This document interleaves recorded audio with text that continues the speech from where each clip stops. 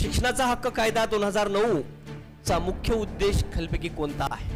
काय आहे रे?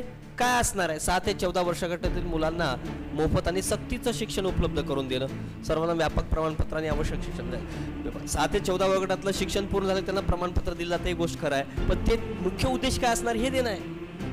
ओके. आणि हा हक्क कायदा 1 एप्रिल 2010 पासून लागू झालाय. ओके.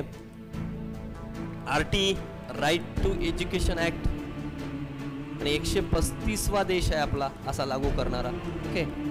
आणि मनमोहन सिंग यांच्या उपस्थितीनं हा लागू झालेला आहे. ओके. पंतप्रधान ते होते. आणि पूर्वी जम्मू काश्मीरला लागू नव्हता, आता जम्मू काश्मीरला लागू आहे, जम्मू काश्मीर सह लागू आहे. ओके. हा कायदा कुठला? शिक्षण हक्क कायदा. आणि खाजगी शाळांना पण लागू आहे. आणि खाजगी शाळेमध्ये काय सामाजिक आणि आर्थिक दृष्ट्या